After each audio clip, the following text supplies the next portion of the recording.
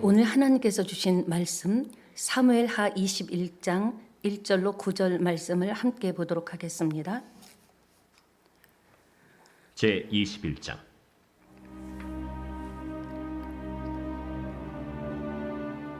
다윗의 시대에 해를 거듭하여 3년 기근이 있으므로 다윗이 여호와 앞에 간구하매 여호와께서 이르시되 이는 사울과 피를 흘린 그의 집으로 말미암음이니 그가 기브온 사람을 죽였음이니라.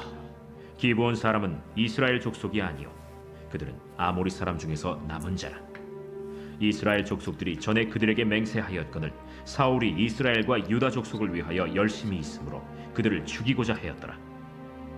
이에 왕이 기브온 사람을 불러 그들에게 물으니라. 다윗이 그들에게 묻되 내가 너희를 위하여 어떻게 하랴? 내가 어떻게 속죄하여야 너희가 여호와의 기업을 위하여 복을 빌겠느냐?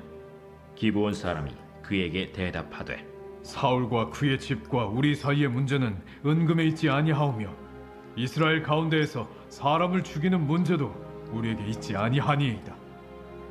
너희가 말하는 대로 시행하리라. 우리를 학살하였고 또 우리를 멸하여 이스라엘 영토 내에 머물지 못하게 하려고 모해한 사람의 자손 7사람을 우리에게 내주소서. 여호와께서 택하신 사울의 고을 기브아에서 우리가 그들을 여호와 앞에서 목매어 달겠나이다. 내가 내주리라.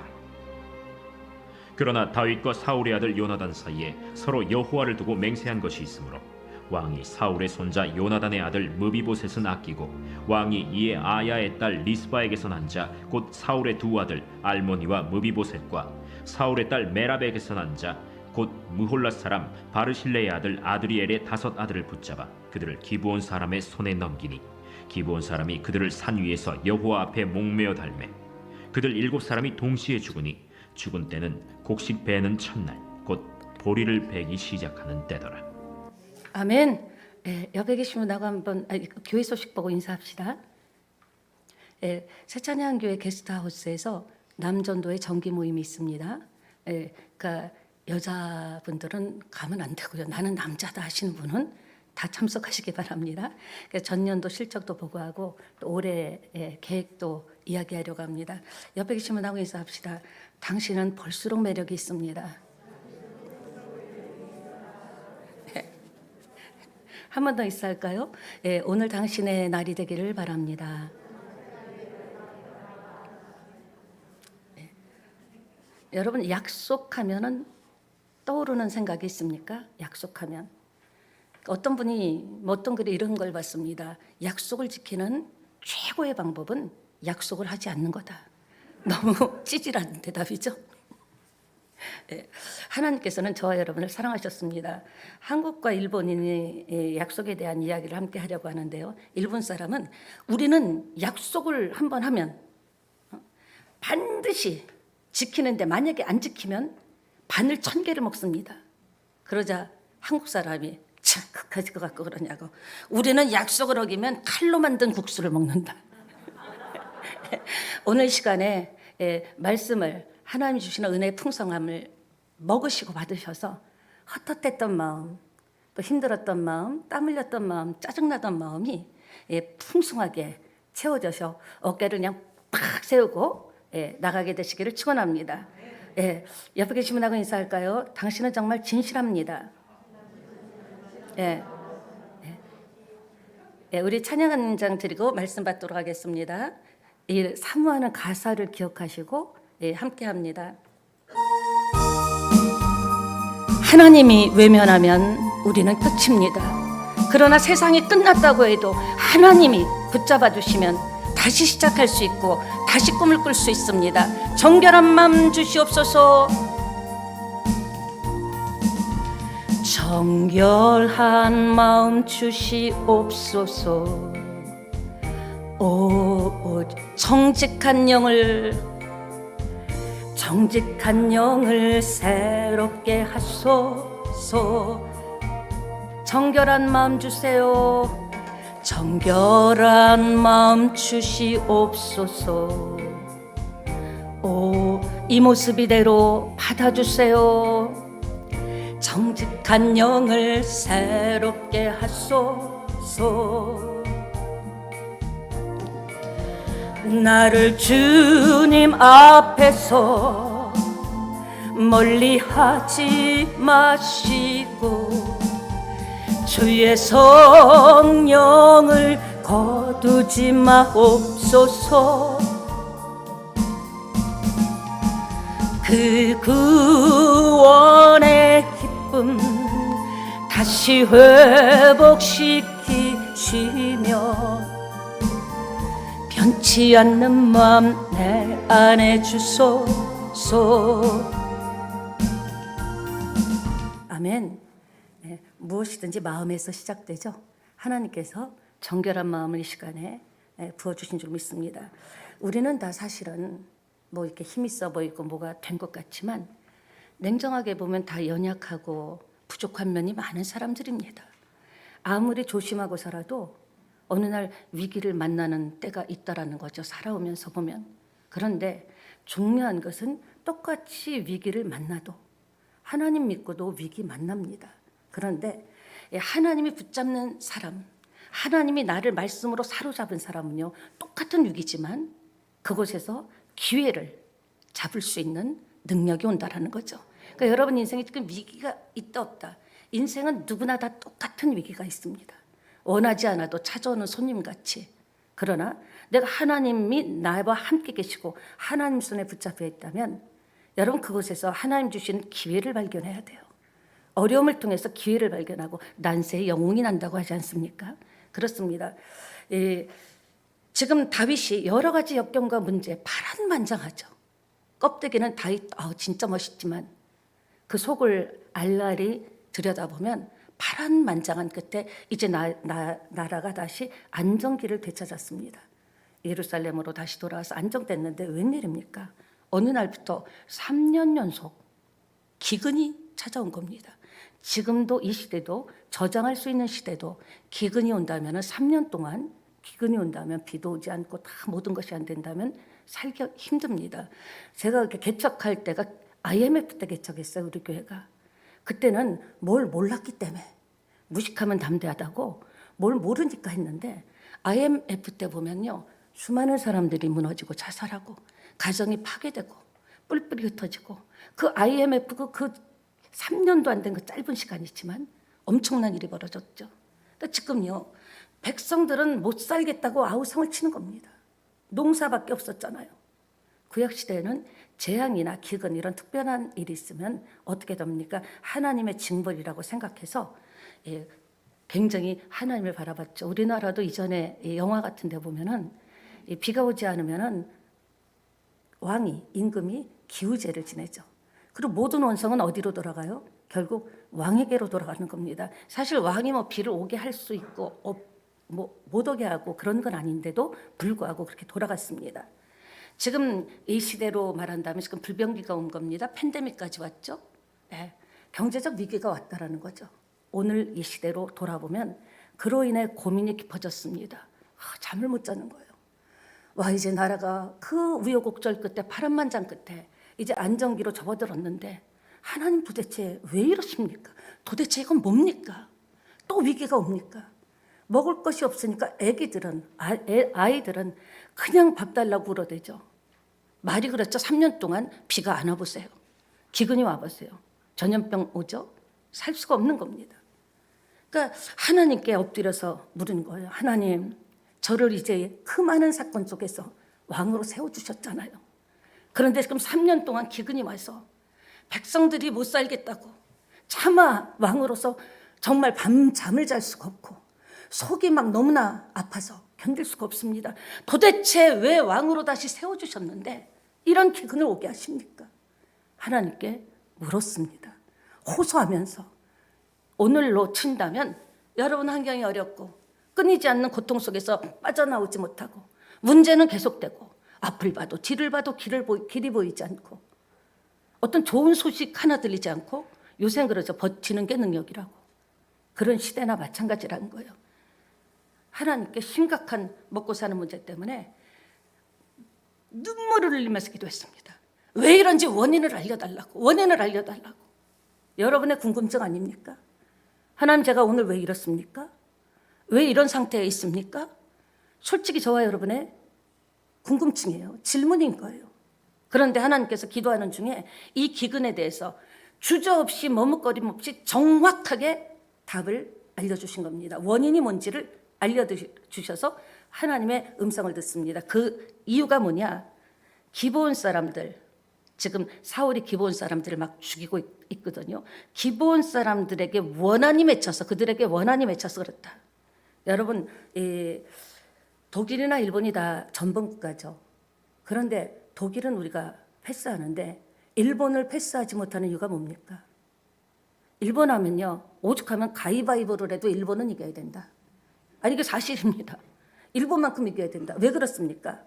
그들은요, 지금까지도 치졸하고 옹졸하게 자기들의 죄를 끝까지 지금 사죄하지 않고 있기 때문에 우리의 마음이 그 한이 풀리지 않는 겁니다.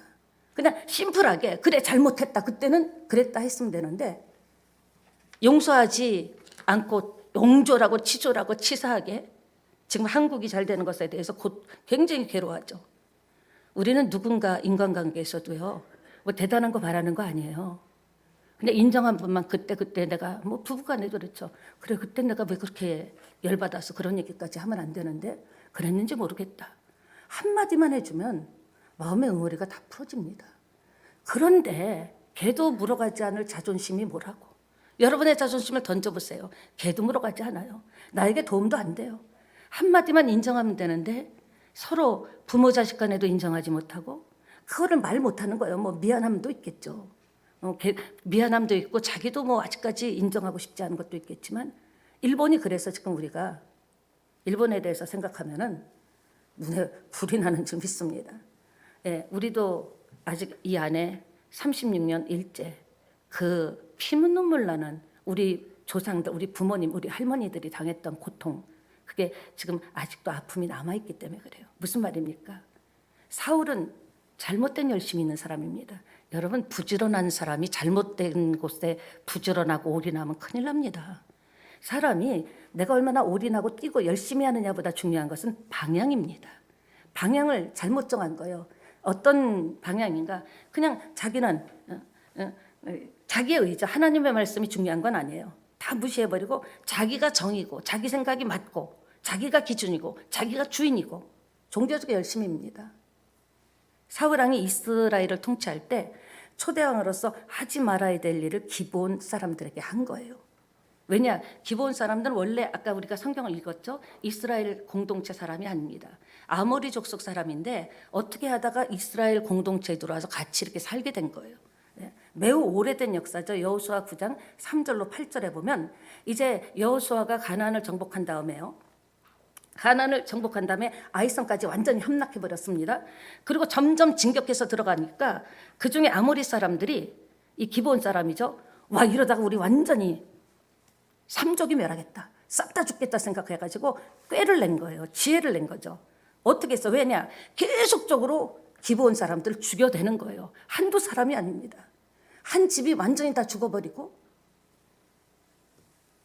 아주 멀리 지방에서 먼 곳에서 온 것처럼 옷도 다 해진 옷을 입고 신발은 다 떨어져서 막 발에 붙어있는 게 기적인 신발, 그 다음에 포도주 자루는 다 해져가지고 다 너덜너덜해진 포도주 자루를 가지고 오면서 우리는 먼 데서 왔는데 우리도 당신이 믿는 하나님을 믿고 싶다.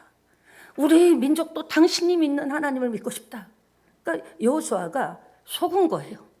가까운 데서 왔는데 그렇게 속으니까 하나님을 믿겠다고 하니까 덜컥하고 그래 우리와 함께 살자 이렇게 덜컥 그들을 받아들인 겁니다.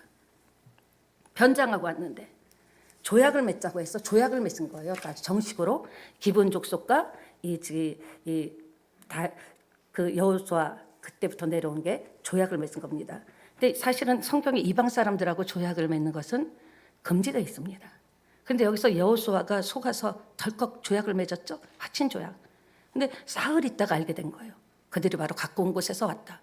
그런데 하나님 이름을 두고 맹세했기 때문에 파괴하면 안 됩니다. 하나님 이름으로 맹세한 것은 파괴하면 하나님을 파괴한 것이기 때문에 하나님의 약속을 파괴한 것이기 때문에 그래서 우리가 함부로 하나님의 이름으로 맹세하지 말라 그러잖아요. 맹세를 하지 않으면 않을수록 우리가 실수가 적어지죠. 이제 이미 때는 늦은 거야. 때는 늦으리가 된 겁니다. 왜? 이스라엘의 하나님 여호와로 맹세했기 때문에.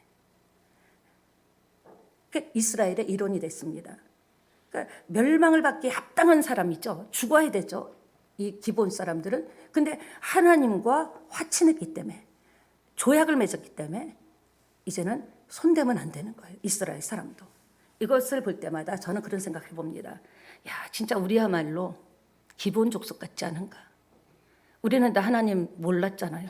하나님을 알지도 못했잖아요. 그런데 누구든지 주의 이름을 부르는 자는 구원을 얻으리라. 사도행전 2장 21절에 있죠. 우리는 어느 날 누군가를 통해서 복음을 들었어요. 복음이 뭡니까? 기쁜 소식이에요. 살 길이 열렸다라는 거예요. 사주팔자 운명에서 완전히 벗어날 수 있는 것이 기쁜 소식인 거예요. 지금도 보면 이런 시대, 화성을 간다는 시대도 이 앞에도 보면요, 차를 사면은 차 밑에 두부를 놓고 밟고 가고, 지금 이 시대도 그런 일이 있죠. 근데 예수 믿는 것은 뭡니까? 해보셨지만 됩니까? 안 됩니다. 예수 믿는다라는 것은 그 모든 저주와 죽음에서 완전 해방된 거예요. 로마서 8장 2절에도 예수 그리스도 안에 있는 생명의 성령의 법이 죄와 사망의 법에서 너를 해방하였음이니라. 아멘. 무슨 말입니까?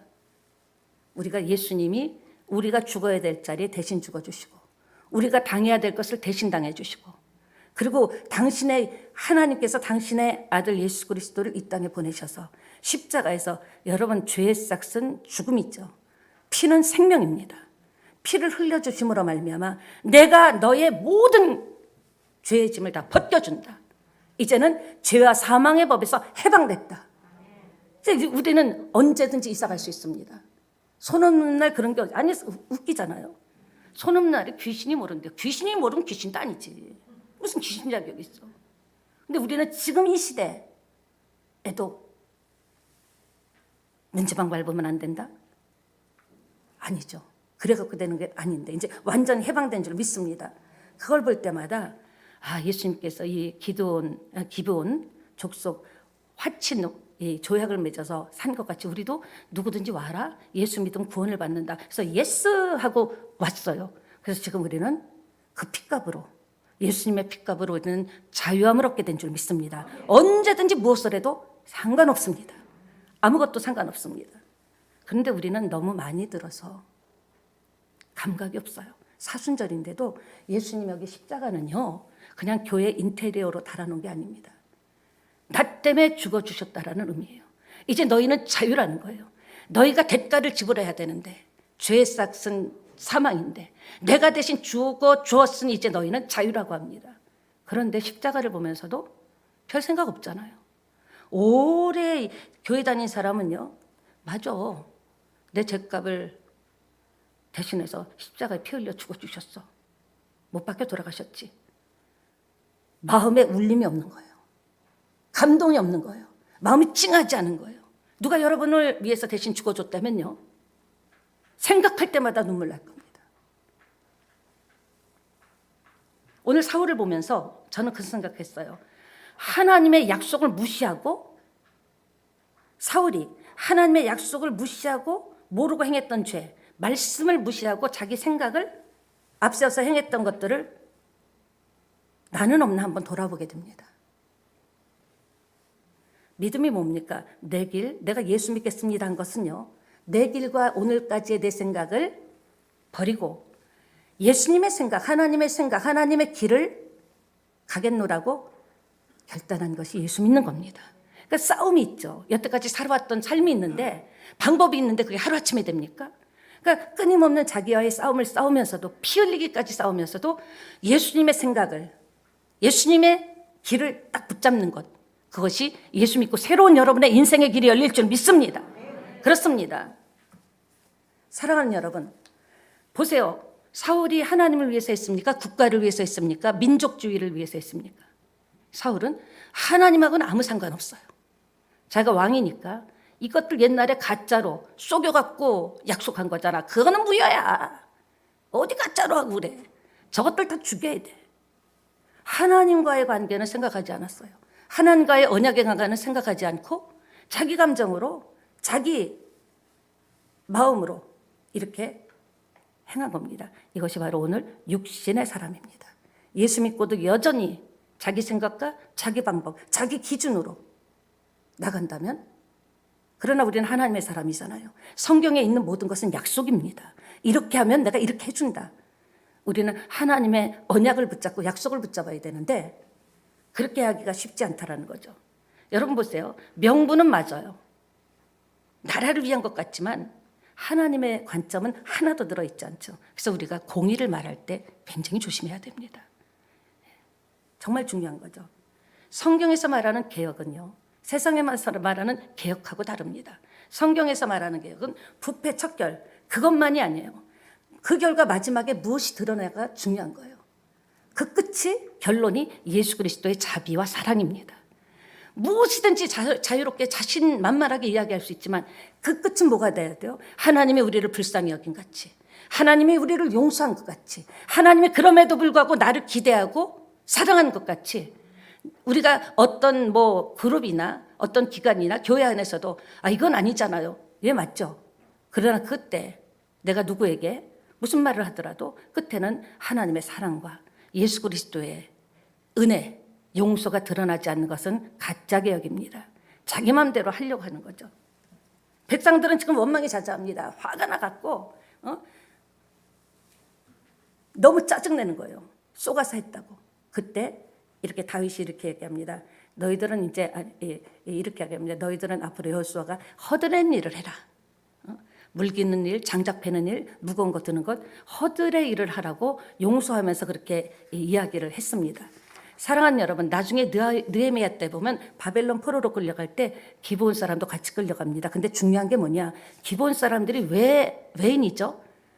하나님의 자녀가 처음에 아니었죠. 그런데 가만히 보니까 성전에 섬기는 일뿐만 아니라 유다 백성보다도 더 열심히 일한 거예요.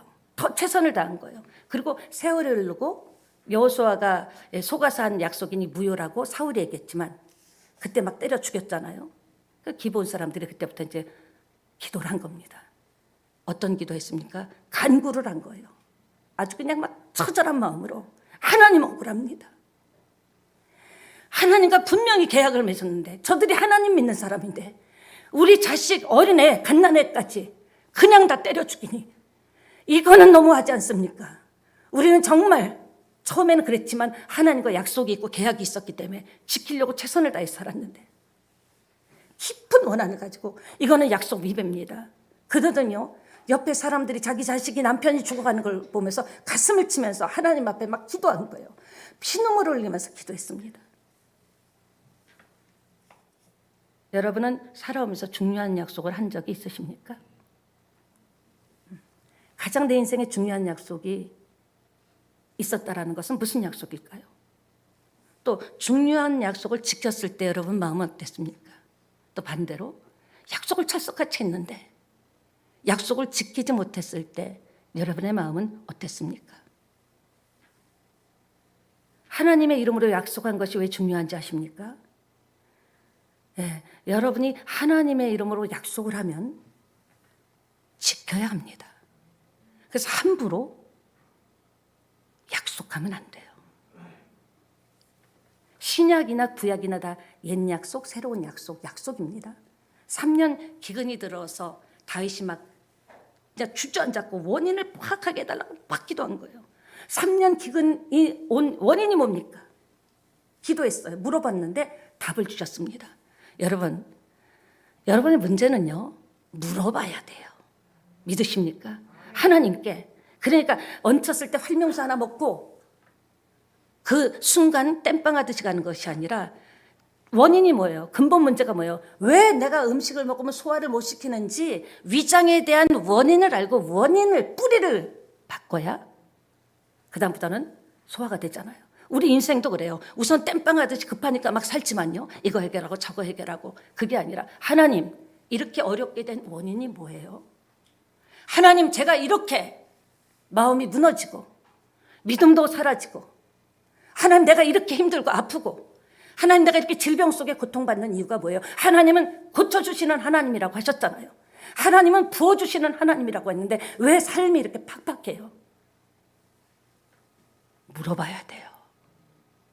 물어보면 근본 원인이 내 생각에는 사업 문제 같지만, 내 생각에는 직장 문제, 아니면 소득의 문제 같지만 그 근본 원인을 가르쳐 주십니다.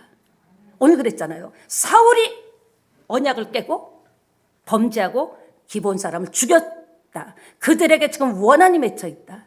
여러분 주변에, 여러분 때문에 돌아보세요. 혹시 여러분 때문에 가슴 아파하는 사람이 있습니까? 여러분 때문에 지금도 남몰래 눈물 흘리는 사람이 있는지 한번 돌아보세요. 하나님은요, 관계를 통해서 축복하십니다. 돈벼락을 주는 게 아니에요. 사람을 통해서 축복하셔요. 만남을 통해서 생각지도 않은 길이 열려요. 돌아봐야 돼요. 내가 혹시 오늘날까지 살면서 약속하고 약속 지키지 않은 건 없는가? 그로 인해서 그 사람이 실망하고 가슴 아파하고 혹시 나 때문에 하나님 믿는 것도 떠난 사람은 없는가? 돌아보고 물어보면 하나님이 반드시 원인을 알려주십니다. 그럼 그 근본 문제만 해결하면 그때부터 열리기 시작한다라는 것을 믿게 되시기를 예수님의 이름으로 부탁합니다. 그렇습니다. 우리 인생도 마찬가지죠. 여러분이 기도하지 않았다면 이런 원인, 만약에 다윗이 기도하지 않았다면 이런 원인을 알 수 있었을까요? 그냥 비가 안 오나 보다 그랬죠. 근데 기도하니까 원인을 알게 되고 원인을 알게 되니까 문제를 해결하잖아요. 그게 중요한 거예요. 무조건 예수님 주세요 주세요 되는 게 아닙니다. 말씀대로 할 때 말씀에 따르는 복이 오는 거예요. 무속신앙하듯이 절에 가서 빌듯이 비나이다 비나이다가 아니에요. 하나님 왜 힘들어요? 요새 내 마음이 왜 이렇게 짜증이 나요? 왜 자꾸 이렇게 화가 나요? 물어보세요. 그럼 여러분이 생각하는 거하고 상상할 수 없는 다른 어떤 생각이 딱 하나님께서는 다 대답해 주신 하나님이십니다. 믿습니까? 고난 때문에, 그 억울함 때문에, 그 외로움 때문에, 그 속상함 때문에 여러분의 생각이 깊어질 수 있다는 거예요. 하나님 나 왜 이렇게 외로워요? 주변에 사람이 많은데도 홀로, 자식도 있고 남편도 아내도 있고 주변에 아는 사람도 많은데 바람 부는 언덕에 홀로 서 있는 것 같이 나 왜 이렇게 외로워요? 어떤 때 나도 모르게 눈물이 뚝뚝 떨어져요. 왜 그래요? 저 왜 이렇게 속상해요? 남들은 이제 살만하다는데 왜 나 이렇게 자꾸 속상하고 힘들어요? 어떤 사람 그래요. 아이고 나는 세상에 운도 없지, 재수도 없지, 되는 일도 없지, 아이고 인복도 없어. 한숨 쉬고 주절합니다. 내가 뭐 해갖고 되겠어요? 여태까지도 안 됐는데, 젊어서도 안 됐는데 이 나이에 되겠어? 여러분, 꽃은 늦게 피고 일찍 피는 꽃도 있지만 꽃은 반드시 핍니다. 네. 여러분이 이 문제 때문에 생각이 깊어지는 거예요. 하나님 왜 그래요? 하나님 왜 그래요? 물어보면 대답해 주십니다. 그러니까 묻고 듣고 행동해야 되는데 우린 거꾸로 가는 거예요. 일단 뛰어요. 일단 사건을 벌려놓고 일을 벌려놓고 그 다음에 안 되면은 물어요. 그리고 들어요. 따라합시다. 때는 늦으리. 그런 것들을 이제 계속 반복하기에는 우리 나이가 있잖아요. 네. 자식에게도 인생을 사는 법, 믿음으로 사는 법을 알려줘야 되잖아요. 하나님께서 어떤 대가를 지불하셔서 우리가 여기 섰습니까? 당신의 독생자를 죽이는 대가를 지불해서 오늘 저와 여러분이 이 자리에 있고 우리를 지키십니다. 그러니까 힘들면 물어보세요. 그냥 뛰지 말고 먼저 물어보시고 더 자세하게 물어보시고 계속 물어보는 거예요. 물어보고 하나님의 응답을 듣을 때까지는 쉽게 선택을 하고 일을 벌리면 안 됩니다. 기도하는 백성에게는 그 원인을 알려주신다니까요. 영적인 원인을 알려주십니다. 하나님께서 알려주시죠. 따라합니다. 질문하면 살 길이 열린다. 예, 엄한 사람 잡지 마시고요. 원인을 알게 된 다윗은 기브온 사람을 불러서 이제 대화를 시작합니다. 어떻게 배상을 해줄까? 당신들 정말 억울했다. 어떻게 해줄까? 이미 사울은 죽었죠. 그때 딱 기본 사람 돈 갖고 해결될 문제가 아니다. 인생이 그래요. 살다 보면 돈 갖고 해결되지 않는 감정이 있더라고요. 정말 돈으로 웃겨 이런 감정이 있습니다. 뭐라고 합니까? 이거는 생명으로 목숨으로 배상해라. 우리 수많은 사람들을 죽이지 않았냐. 목숨으로 배상해라. 지금 이렇게 이야기합니다. 사울의 후손 중에서 그럼 어떻게 할까? 사울의 후손 중에서 7명도. 그럼 7명만 너희들은 수많은 사람을 죽였지만 7명만 내가 딱 목매달아 죽이고 그러면 깨끗하게 끝. 그렇게 해결할게. 이렇게 이야기했습니다. 지금 관점에서는 이해가 잘 안 되죠. 목숨의 목숨. 근데 구약에는 이런 관점을 가지고 문제를 푸는 것이 많았습니다. 그래서 오케이 하고 왜? 문제의 원인을 알았으니까 그렇게 하겠다고 했습니다. 그래서 7명을 어떻게 고르느냐. 이게 참 문제예요. 어떻게 고를까 7명을. 요나단의 아들 무비보셋은 뺍니다. 왜요? 요나단과 다윗이 이 하나님 앞에서 맹세하게 했거든요. 네 아들은 내가 살려주마. 그렇기 때문에 요나단은 뺍니다. 요나단이 저와 여러분이 바로 무비보셋 같은 존재죠. 네. 하나님이 우리는 빼준 거예요. 이해가 되시죠? 네. 그리고 이제 문제를 어떻게 푸는가? 누구를 죽여야 되는가? 사울의 처백에서 난 두 아들이 있습니다. 알모니와 무비보셋, 동명이인입니다. 무비보셋. 사울의 딸 메랍의 손자 5명, 총 7명을 목매달아 죽여버렸습니다. 사랑하는 여러분, 보세요. 이 사건은 다윗 시대에 일어난 사건, 다윗 때문에 일어난 사건도 아닌데 언제적 얘기인데 사울의 범죄 때문에 3년 동안 기근이 온 거죠. 이것을 다윗 네가 풀어야 된다고 한 겁니다.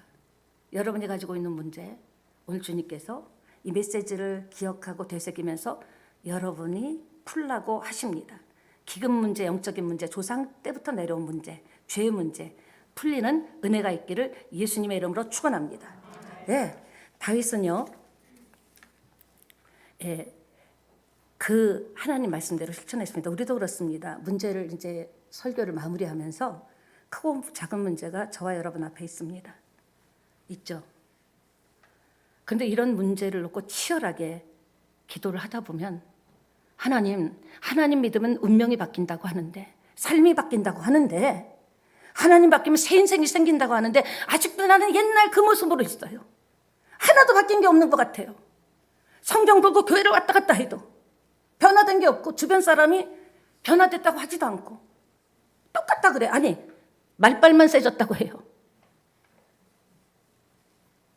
여러분이 그걸 그대로 리얼하게 기도하면서 치열하게 하나님께 물어야 되는 거예요. 하나님, 제가 최선을 다하고 많이 연구하고 공부하고 사업을 해도 그렇게 최선을 다해서 하는데 왜? 물어봐야 돼요. 여러분, 제가 생각하는 거 가장 중요한 게 뭐냐? 인생에 어떻게는 중요한 게 아니에요. 우리가 하우스사역 하면서 했죠? 어떻게는 중요한 게 아니에요. 왜가 중요한 거야. 왜 내가 돈 벌어야 되는지, 내가 왜 잘 돼야 되는지, 우리 자식이 왜 잘 돼야 되는지. 왜가 확실한 사람은요, 방법은 저절로 나와요. 확실하게 목표가 있기 때문에 왜 내가 다시 시작해야 되는지, 왜 우리 집이 하나님의 축복을 받아야 되는지, 왜가 분명하면 how, 방법은 나옵니다. 그러니까 여러분, 오늘부터 뭐 하시라고요? 질문하세요. 하나님, 언제까지 해야 돼요? 언제까지 이런 갈등 속에서 있어야 돼요? 도대체 언제까지 제가 이걸 해야 돼요? 자꾸 질문을 하세요. 계속하세요. 한 번 하고 뭐 안 들린다고 그냥 나는 아닌가 보다 하지 말고요. 계속적으로 치열하게 살아오셨던 그 패턴으로 치열하게 질문을 해보세요. 반드시 원인을 알려주실 줄 믿습니다. 근원적인 문제의 뿌리가 해결되고 뽑히는 역사가 일어날지어다. 우리도 하나님의 은혜 붙들면 아무리 헤맨다고 해도 그 헤매는 시간은요, 우리 인생이 커지는 시간인 줄 믿습니다. 욥도 고난으로 인해서 물어봤죠. 계속적으로 커졌어요. 그러니까 여러분, 지금 여러분에게 아픔과 있고 고난이 있고 앞이 막막한 것, 그것 때문에 하나님께 바짝 매달려서 물어볼 수 있잖아요. 너무 힘드니까, 너무 깝깝하니까, 이대로 살긴 너무 억울하니까. 그럼 물어보고 계속 물어보다 보면 원인을, 여러분이 상상도 못했던 원인, 부부간의 문제든 부모 자식 간의 문제든 사업 문제든 직장 문제든 상상하지도 못했던 것을 하나님께서 딱 가르쳐요. 지금 무슨 다윗 시대 일도 아니잖아요. 사울 왕이 했던 일인데 그것 때문에 하나님께서 진노하셔서 3년 기근, 그때는 죽을 것 같았지만 그 기근으로 인해서 기브온 사람들의 원한을 풀어줬잖아요. 제가 부탁드립니다. 이번 한 주간은요, 돌아보세요. 나는 잘 산다고 살았지만 혹여라도 나의 말 때문에 누군가가 어떤 나의 사건과 감정 때문에 누군가가 지금 마음에 원한을 품고 있다면 그거 여러분이 회개하고 풀지 않으면 역사 일어나지 않습니다. 500년을 교회 다녀도 해결되는 게 아니에요. 예수 믿는 것은요, 부적 같고 비나이다 정성이 아니에요. 말씀대로 행동하면요, 그대로 되는 거예요. 성경대로 하라면 하고요, 하지 말려면 하고 싶어도 참고 멈추고, 그러면 성경에 따르는 역사가 일어나는 것이기 때문에 이 성경은요, 모든 게 다 이게 다 하나님의 약속이에요. 이렇게 하라 그러면 이렇게 하리라. 여러분 때문에 상처받은 사람이 있다면 전화할 수 있다면 전화하시고요, 만날 수 있다면 만나셔. 그리고 그 사람이 어디 있는지 모른다면 하나님께 회개하세요. 그러면 역사가 일어날 줄 믿습니다. 사업이 묶이는 것도 마찬가지예요. 나는 최선을 다하고 아침부터 밤까지 뛰었는데 왜 이래? 그냥 노놓고 같은 앞집 사업 잘 되던데. 그게 아니라 물어봐야 돼요. 그럴 때 하나님께서 역사하실 줄 믿습니다. 네, 말씀 마칩니다. 하나님께서 사람을 창조하실 때 질문할 수 있는 존재로 만드셨어요. 너희들은 그냥 입 다물고 들어. 내가 다 할게가 아니에요. 뭐든지 힘들고 어려울 때 왜 그래요 하나님? 왜 힘들어요? 왜 요새 이렇게 눈물이 나요? 요새 왜 다 그냥 꽉 쥐었던 주먹이 스르르 풀리면서 다 부질없다는 생각이 들어요. 에이, 뭐 이렇게 살다 죽는 거지. 자꾸 이런 생각이 들어요. 왜 그래요? 아니면 혹은 질병이나 코로나 때문에 두려움 갖고 있다면 하나님, 제가 왜 이렇게 무섭고 죽는 게 겁이 나는지 몰라요. 계속 질문해 보신다면 답이 있을 수 믿습니다. 동물은 질문하지 않아요. 그냥 펼쳐지는 상황에 본능적으로 반응할 뿐이죠. 근데 우리는요, 질문을 해야 돼요. 하나님은 대답해 주실 줄 믿습니다. 그래서 왜라는 질문이 그 마음속에 정직하게 자리 잡고 있는 사람은 결코 무의미하거나 방황하며 살지 않습니다. 왜 내가 예수 믿어야 되는지, 왜 오늘도 아침부터 나와서 예배 드려야 되는지, 왜 내가 사업하고, 왜 우리 자식이 잘 돼야 되는지. 자식 잘 되고 피눈물 흘리는 부모 너무나 많습니다. 돈 많이 벌고요, 자살하는 사람도 많습니다. 왜? 왜가 없었던 거예요. 내가 왜 돈 벌어야 되는지, 왜 자식을 잘 키워야 되는지 왜가 분명하지 않았기 때문에 결론은 힘들었다는 거죠. 사도 바울같이 우리도 두 가지 질문합시다. 주여 누구시니까? 주여 무엇을 하리까? 기도하시겠습니다. 아버지 하나님, 우리가